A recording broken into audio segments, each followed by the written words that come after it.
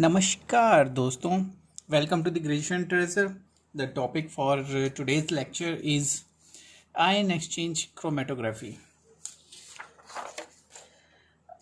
Ion exchange chromatography can be defined as a reversible process, एक ऐसी reversible process जिसमें ion of same sign are exchanged between solid and liquid.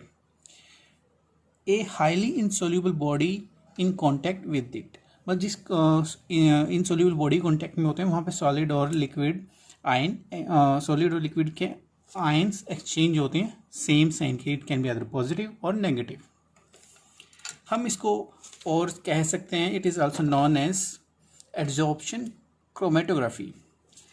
It is useful due to it is a useful method it is a useful method due to following reason. First one is high capacity, meaning इसकी काफ़ी high capacity. Second is high resolving power, इसकी high resolving power है. Third one is mild separation condition, जो उनको separate करने की जो condition चाहिए वो कोई हार्श नहीं चाहिए, जैसे कि ज़्यादा एसिडिक हो या बेसिक हो, kind of that.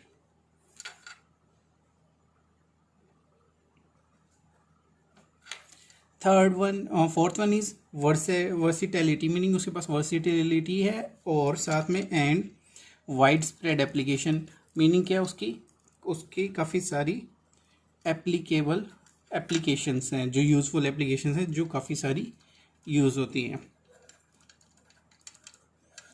Fifth one is low cost, इसकी कॉस्टिंग कम पड़ती है एज़ कम्पेयर टू अदर्स. अब बात करते हैं, ये तो आयन एक्सचेंज क्रोमेटोग्राफी की बेसिक डेफिनेशन थी और क्यों ये थोड़ी ज़्यादा यूज़फुल है. अब बात करते हैं हम properties of ion exchange chromatography. ion exchange chromatography, that is IEC. आगे पूरी वीडियो में मैं आयन एक्सचेंज क्रोमेटोग्राफी को IE शॉर्ट फॉर्म से डिनोट करूँगा. The most common properties of all ion exchanger which have been used in analysis, जिनकी most common properties हैं वो हैं, first one is it should be almost insoluble in water and organic solvents. कहता है कि जो ये इट शुड बी ऑलमोस्ट, मतलब वो ऑलमोस्ट इंसॉल्युबल होना चाहिए किसमें, वाटर में और ऑर्गेनिक सॉल्वेंट में. फॉर एग्जांपल जैसे कि हम लेते हैं जैसे बेंजीन वगैरह, बेंजीन होगी, C6 होगी, CCl4 हो गया, कार्बन टेट्राक्लोराइड हो गया, ईथर हो गए, etcetera. Second point, it should be complex in nature and कहने का मीनिंग क्या है, it should be they are complex in nature. उनका नेचर कैसा होना चाहिए, कॉम्प्लेक्स नेचर होना चाहिए. दैट इज़ कहने का मीनिंग क्या है कि जैसे दैट इज़ कि वो काइंड ऑफ पॉलीमरिक फॉर्म हो उनकी, kind of. Next point is it should contain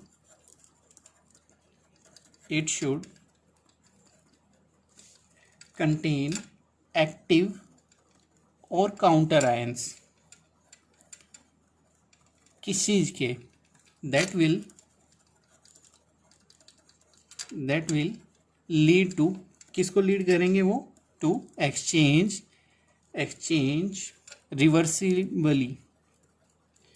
reversibly exchange हो उनकी, रिवर्सिबिलिटी विद अदर आयन, कि जो भी आयन प्रेजेंट हो दूसरे आयन के साथ रिवर्सिबली एक्सचेंज हो सके. इन सराउंडिंग, जो आसपास का सराउंडिंग हमारे पास सॉल्यूशन है, सॉल्यूशन विदाउट एनी, मतलब बिना किसी, without any substantial change, meaning कि कोई उसमें मेजर चेंजेस हुए बिना मटेरियल में, वो जो हमारे डिज़ायर्ड है, जो हमें डिज़ायर्ड आउटकम है वो हमें मिल जाए। ये इसकी प्रॉपर्टीज़ होगी। किसकी? Properties of ion exchange chromatography की। ये हमारे पास 3 प्रॉपर्टीज़ होगी आयन एक्सचेंज क्रोमेटोग्राफी की।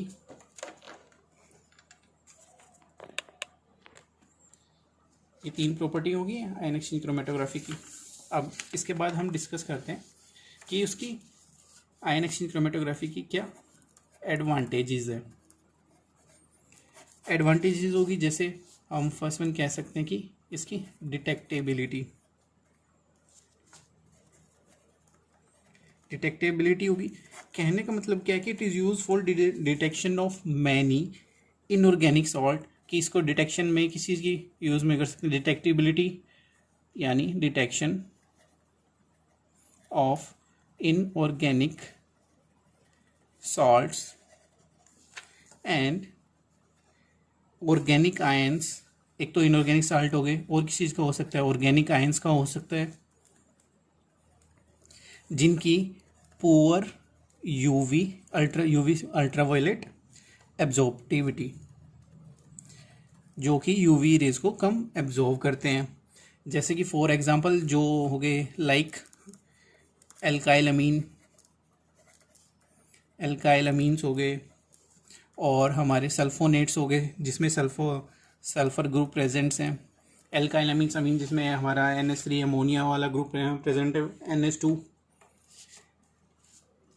सेकेंड पॉइंट एडवांटेजेस में सेकेंड पॉइंट है हमारे पास प्रीपरेटिव सेपरेशन। प्रीपरेटिव सेपरेशन की इजीली उसकी सेपरेशन के जैसे कहते हैं ना कि यूजुअली हम उसको प्रेफर करते हैं इनको, क्योंकि बिकॉज इनकी availability of volatile buffer usually हम प्रेफर करते हैं, because of availability of volatile buffers. जो हमारे पास वोलेटाइल बफर है उनकी वजह से हम प्रेफर करते हैं, क्योंकि जो वो वोलेटाइल बफर होगा तो उससे क्या होगा, यहाँ पे रीज़न में क्या है, क्योंकि देखो वो क्या करता है, हमारे रिमूवल ऑफ मोबाइल फेस। जो हमारा मोबाइल फेस है उसको इजी कर देता है, मोबाइल फेस को ईजियर कर देता है। वोलेटाइल होगा तो इजीली रिमूव हो जाएगा, अगर वोलेटाइल नहीं होगा तो उसमें काफ़ी टाइम या काफ़ी प्रॉब्लम वो क्रिएट करेगा, उसमें डिटेक्शन में उसकी प्रॉब्लम लेके आएगा। थर्ड कि useful to resolve very complex sample, कि जो हमारे पास काफ़ी कॉम्प्लेक्स सैंपल्स हैं उनको रिजॉल्व करने में हमें काफ़ी हेल्प मिलती है। जैसे कि दैट इज़ कहते हैं कि जैसे हम ले सकते हैं in case of multi step separation, जहाँ पे हमें अगर हम किसी और क्रोमेटोग्राफी से करें उसके लिए ज़्यादा स्टेप्स चाहिए हमें उनको सेपरेट करने के लिए। Next advantage is kind of for separation of biological samples, कोई ऐसे सैंपल जिनका बायोलॉजिकल ओरिजिन हो, और inorganic salts useful separation of samples which are biological origin in nature, या फिर हम कह सकते हैं इनऑर्गेनिक सॉल्ट हो हमारे पास, या कुछ यानी सम ऑफ ऑर्गेनोमेटेलिक जो सैंपल्स होते हैं उनका भी। फिफ्थ एडवांटेज है इसकी लॉन्ग लाइफ टू रेजिन। जो हमारा रेजिन है जो यूज़ करते हैं उसमें one of the major advantage is cheap maintenance. इसको मेंटेन करने के लिए ज़्यादा ही मतलब ज़्यादा कॉस्टिंग वगैरह नहीं पड़ती। Seventh advantage is environmental friendly, it is environmental friendly. ऐसा क्यों? बिकॉज ये deal with substance occurring in water. कहने का मतलब क्या है कि जो मोस्टली वाटर में ही है जो हमारा सब्सटेंस, उससे ही डील करते हैं, इसलिए ये एनवायरमेंटल फ्रेंडली भी होगा। ये होगी हमारी एडवांटेजेस। डिटेक्टेबिलिटी, प्रिपरेटिव सैंपल, जो कि यूजुअली हम इसके प्रिपरेशन में वोलेटाइल बफर्स का यूज़ करते हैं जिससे उनकी रिमूवल ईजी होती है। थर्ड पॉइंट इज इसकी कॉम्प्लेक्स सैंपल्स होते हैं जिनको मल्टी स्टेप सेपरेशन चाहिए होती है, उनको रिजोल्व करने के लिए ईजी रहता है, या फिर रिजोल्व करना हो उन सैंपल्स का जिनका बायोलॉजिकल ओरिजिन हो या जिन इनऑर्गेनिक सॉल्ट कंटेन करे और कुछ ऑर्गेनोमेटल कंपाउंड्स या सैंपल्स जो हमारे, और लॉन्ग लाइफ टू रेजिन हो सकती है। कि मीनिंग की एडवांटेज क्या है, जो उसमें रेजिन यूज़ होता है ना, वो हमारे काफ़ी लॉन्ग लाइफ मतलब काफ़ी सस्टेन करता है, यूँ नहीं कि 2-4 रन की और उसको डिस्कार्ड करना पड़े, या फिर मल्टी यूज़ कर सकते हैं हम उसे, चीप मेंटेनेंस है, एनवायरमेंटल फ्रेंडली है। ये तो होगी इनकी एडवांटेजेस। अब हम बात करते हैं कि इसके पीछे की थ्योरी क्या है।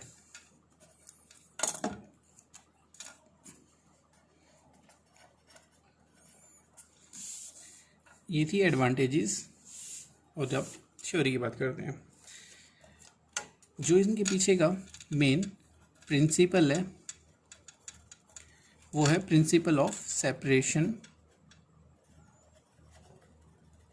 Principle of separation is by reversible, कि वो reversible exchange of ions between the ions present in solution, जो solution में हमारे आयन प्रेजेंट है, और those ions which are present in ion exchange resin, जो उसको आयन एक्सचेंज करने के लिए जो हमारे पास रेजिन है उसके बीच में, दोनों के बीच में रिवर्सिबल है कि वो जो भी हमारा सॉल्यूशन है उससे रेजिन पे जा सकता है और जो रेजिन पे है वो सॉल्यूशन में जा सकता है। आयन एक्सचेंज सेपरेशन, जो हमारे पास आयन एक्सचेंज सेपरेशंस हैं वो मोस्टली किस चीज़ में कैरी की जाती है, mainly carried out in columns, COLUMNS, columns packed with ion exchanger. जो ऑब्वियसली बात है कि जो हमारे पास आयन एक्सचेंजर प्रेजेंट हो गए, जैसे कि जिस बार बार हम रेजिन बात कर रहे हैं, वो भी उनके लिए बेस मटेरियल प्रोवाइड कराता है। जो हमारे पास आयन एक्सचेंजर प्रेजेंट होंगे उसमें उनसे ही तो एक्सचेंज होंगे। और बेसिकली ये 2 टाइप के होते हैं, these are of 2 types. It can be cationic और एनायनिक एक्सचेंजर्स, कैटायनिक एक्सचेंजर और एनायनिक एक्सचेंजर्स।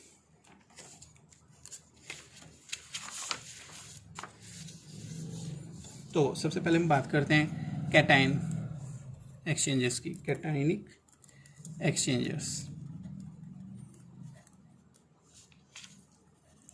कैटायनिक एक्सचेंजर्स वो होते हैं जिनके पास नेगेटिव चार्ज हो।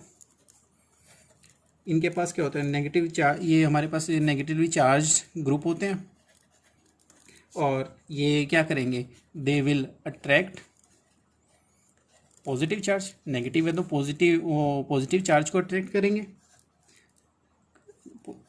Positively charge attractive group. और दीज इनको हम क्या कह सकते हैं, these are also called as, cationic exchanger तो बोलते हैं, साथ में हम इनको और क्या बोल सकते हैं, acidic ion exchanger, exchange material. क्योंकि ऐसे क्यों कहते हैं, क्योंकि देखो, because their negative charges result from proteolysis of acidic group. Acidic group का हम प्रोटियोलिसिस करेंगे, इससे उसके बेसिस पे ही वो हमें मिलता है। बिकॉज जो ये हमारे नेगेटिव चार्ज हैं रिजल्ट फ्रॉम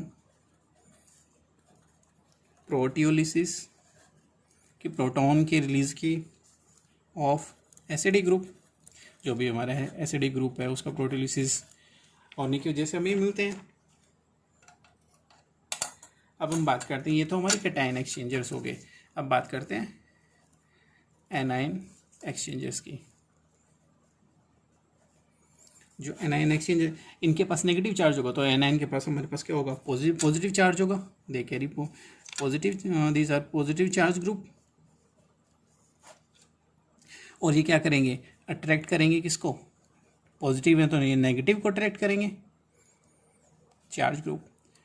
कैटायनिक में क्या था कि नेगेटिव चार्ज ग्रुप है उनको पॉजिटिव अट्रैक्ट कर रहे थे।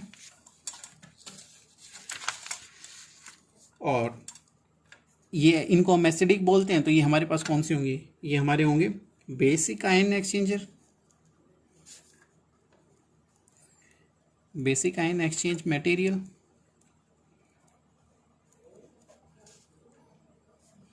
एज इसका मेन रीज़न ये है कि देखो जो हमारा पॉजिटिव चार्ज है वो क्या होता है, result from association of meaning दोनों के कंबाइन होने का of protons with basic group. Basic group के साथ प्रोटॉन अटैच होने के बाद जो हमारे पास मोइटीज मिलती हैं, तो based upon the affinity of ion, जो भी हमारा आयन है उसकी affinity toward the matrix, the ions like cation और एनायन। जो देखो कहने का मीनिंग क्या है कि जो सिंपली टर्म्स में अगर मैं कहूँ तो आयन की एफिनिटी बेसिस पे कि जो एफिनिटी है ऑफ आयन्स, उसकी इंटरेक्शन मैट्रिक्स के साथ कैसी है, उसके बेसिस पे जो हमारे कैटायंस और एनायन सेपरेट हो सकते हैं क्योंकि दोनों के पास डिफरेंट चार्जेस है, उसकी कैसी इंटरेक्शन है। कैटायन की मैट्रिक्स के साथ है, एनायंस की, अगर कैटायन की ज़्यादा स्ट्रॉन्ग है तो मैट्रिक्स के साथ बाइंड होकर नीचे रह जाएगा, एनायन आगे चला जाएगा।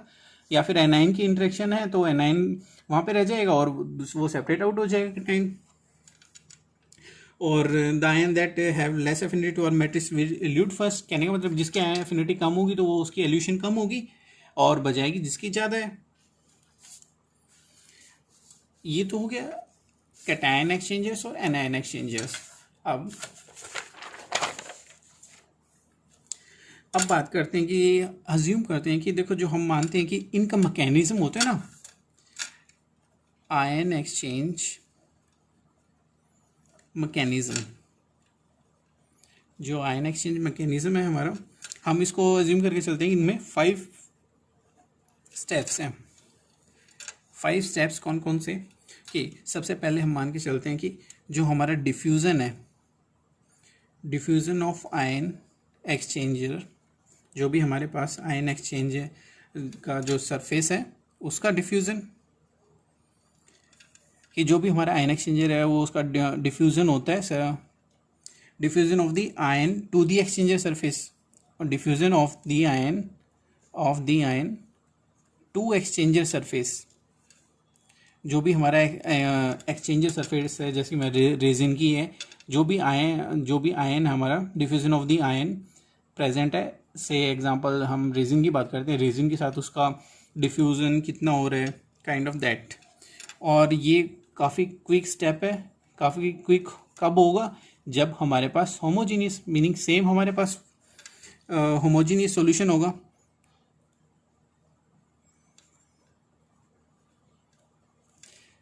ये काफ़ी क्विकली होगा। कब, व्हेन, कब होगा, जब होमोजीनियस सॉल्यूशन होगा। Second step, first step is diffusion of the ion to exchanger surface, जो एक्सचेंजर का सरफेस है उसका आयन के साथ डिफ्यूजन। सेकेंड कहता है कि डिफ्यूजन ऑफ आयन, जो आयन का डिफ्यूजन है, डिफ्यूजन ऑफ आयन थ्रू या और वाया द मैट्रिक्स, मैट्रिक्स के through diffusion to the exchanger site, जो भी हमारी एक्सचेंजर साइट है वहाँ पे उसका diffusion. This is dependent upon the degree of cross linkage. कहने का मीनिंग क्या है कि मैट्रिक्स जो हमारा है वो काफ़ी कॉम्प्लेक्स स्ट्रक्चर होता है, उसमें कितनी क्रॉस लिंकिंग है उस पर डिपेंड करता है। जितनी ज़्यादा हमारी क्रॉस लिंकिंग हाई होगी उतना ही हमारी डिफ्यूज़न थोड़ी स्लो हो जाएगी। हमें ज़्यादा भी नहीं चाहिए और कम भी नहीं चाहिए, और ये मोस्टली उसकी कंसंट्रेशन ऑफ द सॉल्यूशन पे डिपेंड करेगा। थर्ड पॉइंट इज जो एक्सचेंज देखो सबसे पहले क्या होएगा, डिफ्यूज़न होएगा किसका, आयन का एक्सचेंजर सरफेस के साथ, फिर डिफ्यूज़न ऑफ आयन होगा किस सरफेस के बाद किस में आता है, मैट्रिक्स में, मैट्रिक्स से किस पे चला जाएगा, एक्सचेंज साइट पे। अब एक्सचेंज साइट पे जब चला गया तो वहाँ पे क्या होएगा, एक्सचेंज ऑफ आयन्स होंगे एट हमारी जो एक्सचेंज साइट थी, जो एक्सचेंज साइट थी वहाँ पे एक्सचेंज ऑफ आयन होगा। और ये क्या होएगा, ये दिस अकर इंस्टेंटली,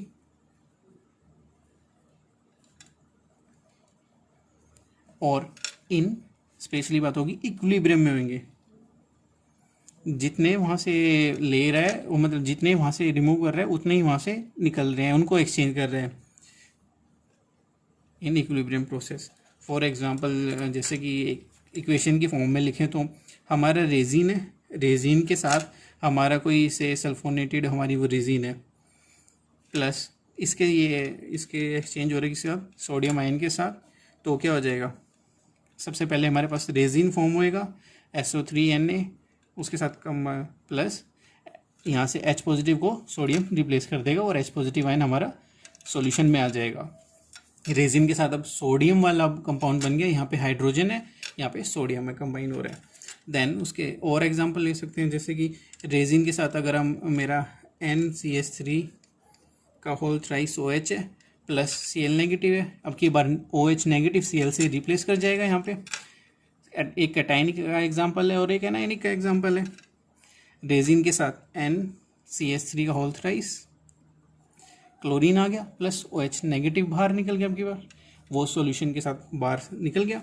ये तो मेरा थर्ड स्टेप था। अब फोर्थ स्टेप, सबसे पहला स्टेप था मेरा कि आयन जो आयन था डिफ्यूज़न हुआ उसका एक्सचेंजर साइड सरफेस पे हुआ, सरफेस से किस पे हुआ, मैट्रिक्स में, मैट्रिक्स से कहाँ गया, एक्सचेंजर साइट पे गया। तो साइट पे जाने के बाद एक्सचेंज हुए आयन इन एक्चुअल पे, पहले सरफेस से मैट्रिक्स पे साइट पे गया, साइट पे जाने के बाद एक्सचेंज हुए आयन। एक्सचेंज होने के बाद क्या हुआ, डिफ्यूज़न ऑफ एक्सचेंज्ड आयन। अब जो एक्सचेंज्ड आयन थी उनकी diffusion via exchanger to surface. अब एक्सचेंज होने के बाद एक्सचेंजर से फिर वापस किस पे आ गए, सरफेस पे। देन नेक्स्ट पॉइंट इज, इसके बाद क्या होएगा, सिलेक्टिव डिसऑप्शन होएगा। अब उसने एड्जॉर्ब उसके सरफेस पे उसके साथ हमारे पास वो उसके साथ डिफ्यूज़ हुए, तो अब यहाँ पे आके क्या हो जाएंगे, वो डिसऑप्शन हो जाएंगे बाय जो हमारा एलिमेंट है, एलिमेंट उसके साथ बह जाएंगे and diffusion of the molecule, जो हमारा मॉलिक्यूल का डिफ्यूज़न है वो किस में चला जाएगा, इनटू एक्सटर्नल सॉल्यूशन। जो बाहर का सॉल्यूशन है एल्यूट होके वो किस में चला जाएगा, एक्सटर्नल सॉल्यूशन में चला जाएगा।